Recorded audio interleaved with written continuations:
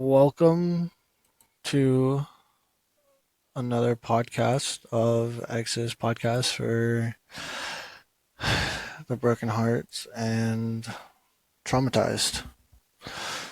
Today, I figured I would go over uh, BPD, which is known as border personality disorder. It's something that affects a lot of people, especially in today's times. You definitely see it popping up more. It's misdiagnosed a lot for other things like anxiety and stuff. But I figured we'll just get right into it. Uh, some ways to tell if you have BPD is desperate efforts to avoid real or imagined desperate efforts to avoid real or imagined abandonment, a pattern of unstable relationships, like switching between extremes of like admiring person to like hitting that person like extremely hot and cold. Impulsively in at least two areas that are potentially self-damaging, like spending too much or substance abuse, binge eating, which I know it doesn't sound like it would be a thing, but if you're like constantly going back from like binge eating or like then you're like, oh, I'm eating too much, or you know, recklessly driving or sex just just try to crave that intimacy, like over intimacy, not just like normal intimacy. I'm talking about over intimacy. Another thing, chronic feelings of emptiness.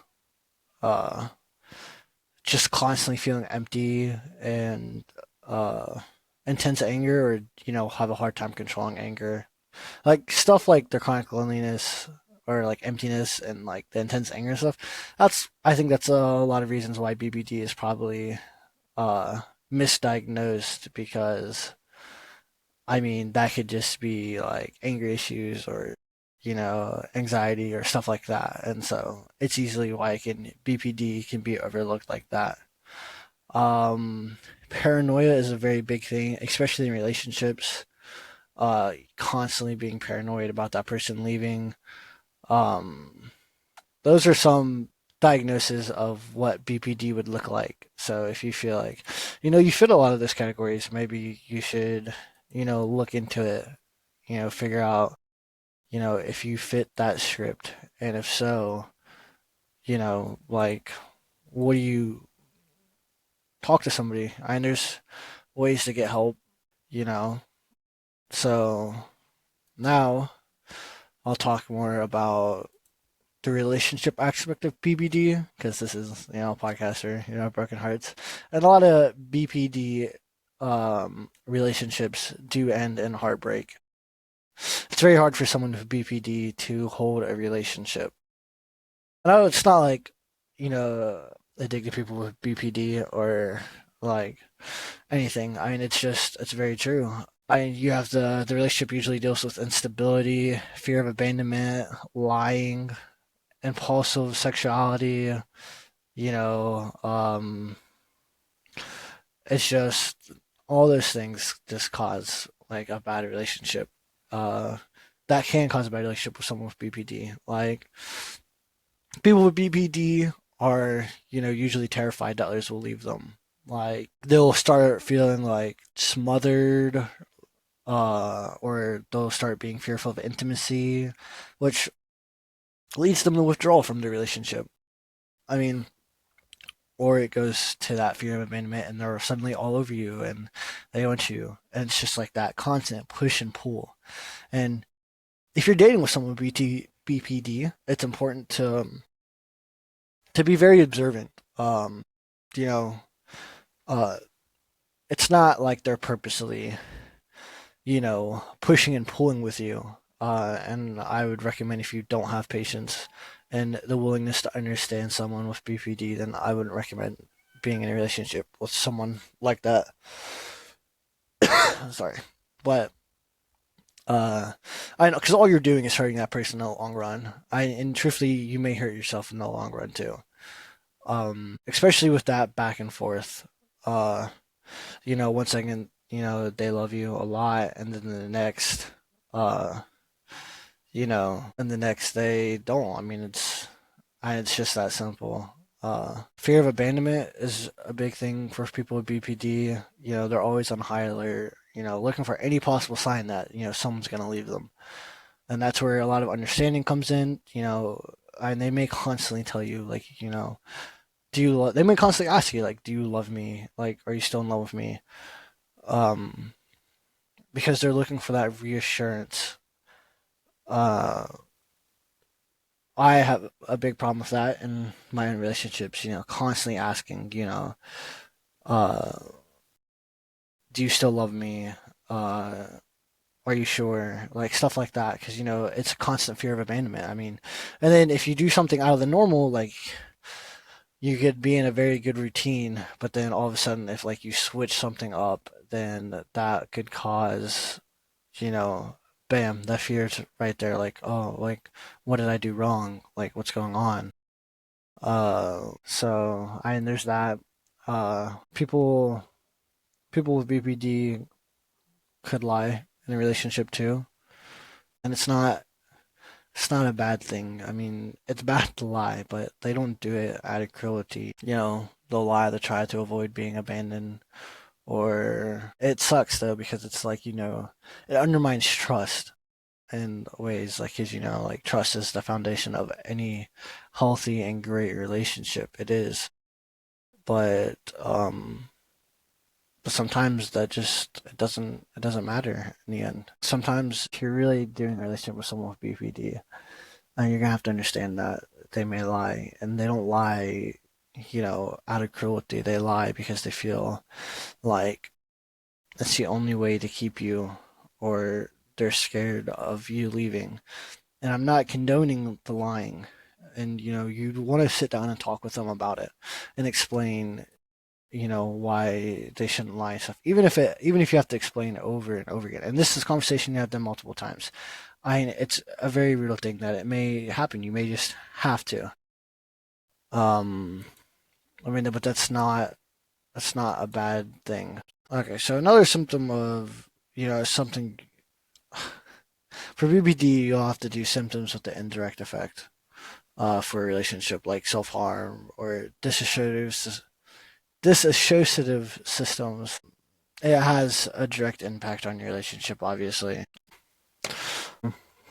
Like I was saying, symptoms with indirect effect, self harm, dissociative, that can have a direct impact on your relationship. Like, for example, if your girlfriend or boyfriend who has BPD is engaging in impulsive behaviors like going on spending sprees, or suicidal gestures or ideas, like thinking about it, it can be scary for you. But I mean, they also, you have to think people with BPD, usually for the get BPD, you have to go through something pretty traumatic. I'm not saying that that the only way to get BPD is going through something dramatic, but a lot of people who have BPD had a very hard life. Suicide is a very real aspect when it comes to BPD. Um, Another thing that people with BPD can do actually is they will they will overshare at the beginning. Um, Try to create a deep and meaningful relationship like right off the bat, which obviously, I mean, it's good to build that, but obviously you want to take time, stroke the flames and everything. But people with BPD can honestly, they can just get like tell you everything all at once, um, because they want to be loved. Question, people would describe someone with BPD in a relationship as exciting, fun, and passionate. It usually starts initially, in the relationship, when things are going good and everything at the beginning. Like people usually call it the honeymoon period at the start when things are like that for that kind of relationship. Um, a lot of people with BPD have reported that they put their partner on a pedestal. They feel like they found their perfect match, or a soulmate who will rescue them from the emotional pain they're feeling. And that kind of thinking is, idolization, really. Um, but it can be so intoxicating. It can be so intoxicating to find someone who you think is, your perfect match, is a perfect soulmate for you. You to make you feel needed. I mean, we all want to feel needed. But when reality sets in, usually, when someone with BPD realizes that their partner isn't flawless, and that pedestal they put you on, starts to kind of crumble. Um, and then um, they struggle with when that pedestal kind of falls apart, because they can, it's not, things aren't black and white like, they originally thought at the beginning. They could have trouble realizing that, most people make mistakes even when they mean well. I, but when you put someone on a pedestal, we don't think that they're gonna do something like that, and it's very shocking. Um, so I guess I'll go into a little bit of, you know, the keys to maintaining or managing a relationship with BPD. Couples therapy is never a bad idea. It helps build a healthy relationship. Uh, Learn how to make the relationship healthy if it's already not. Um, there aren't any medications to treat BPD, and don't suggest that to your partner. I mean, some may take it well, but others may take it as like, even if it's the best intentions, they can get defensive about it. They can take it as like you saying that there's something wrong with them. And mental illness is there's nothing that doesn't make someone ill. Okay, like there's nothing wrong with someone who has trauma or is has anxiety or BPD or anger issues. It sucks for anger issues, but I mean, it doesn't mean there's something wrong with them. It just means that something happened and it made them like that. Um, the most important thing you can do is really learn about BPD yourself. I didn't really hit on a lot of stuff because I truly don't know about a lot about BPD. Only what I was able to research till last night coming into today. But educate yourself about the symptoms and characteristics of BPD, how to recognize the symptoms and how to respond more effectively to stuff. I mean, every partner is going to be different, and you can't react the same way, or sometimes you can't react the same way to the same situation. Sometimes it needs to change. Support your partner. Even if you don't understand exactly what it is they're going through, be supportive and try to let them know that you see them, that you hear them. You may not understand how they feel, and don't say that either. Don't say I know how you feel. Like people with trauma or stuff, or just that feel a lot. I mean, it's like the worst thing you can say. But be supportive. Let them talk to you, let them open up to you, or give them space and let them know when they're ready. That when they want to open up, they can. Let them know that you see them for who they are. Be patient. I mean, it takes time. Everything takes time. It's going to take time for them to maybe open up to you about everything, or, setbacks are going to happen. They're bound to. Um, it's important to take all of that in stride, do your best not to lash out, even if you're angry. I mean, create some space, but always come back. Never go to bed upset with each other, because you're just going to feel so crappy in the morning, and all that bad stuff is going to carry you into the next day. For my last relationship, I never went to bed angry at my partner. It's just bad. You should never do it, especially with someone with BPD, where they already have such great fears of abandonment, or they feel all this stuff inside. That's not going to help. It'll make it feel like, like this is really it, and then you could regret. They can make them. It can make them feel like you're drawing a line, and you could regret. You know, regret what happens after that because you may have just unintentionally ended things. Um, encourage treatment, but don't push it. You know, try to help your partner learn, more about BPD if they don't know a lot about it, or talk to therapists. Suggest it. Don't like try to shove it down their throat or stuff because if they don't want to, they're not going to. And you constantly trying to do it won't help. Um, set boundaries. Um, not harsh boundaries, but stuff that you matter to. I mean, if your partner has BPD, it's not saying that all the attention has to be on them. I mean, your feelings matter too. How you feel about stuff. So set your boundaries for that. Make sure to be firm and maintain those boundaries though.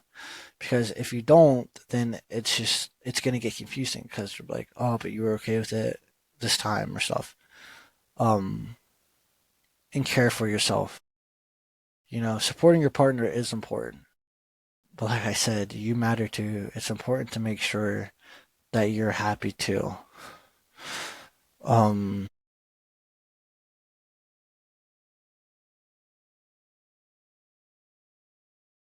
for a breakup, BPD, people who already have such a huge fear, an intense fear of abandonment, a breakup can leave them devastated or desperate, and even in such an unhealthy way. Even if the relationship is unhealthy, you know, they can have a really hard time letting go, especially if it was like a long-term relationship.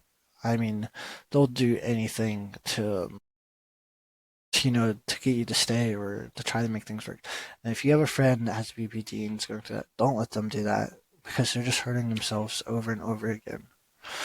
Um, and if you do know that your partner has BPD and they're coming back to you, but you know that the relationship wasn't going to work, but you love them. If you really love them, you won't accept it. I mean, because in the end, you know that it's just going to hurt that person more. Just remember, just keep this in mind. With BPD, it it's going to create challenge in the relationship. Okay, and over time, BPD is shown to residual symptoms. You know, and it does recover, and healthy relationships bloom and stuff. But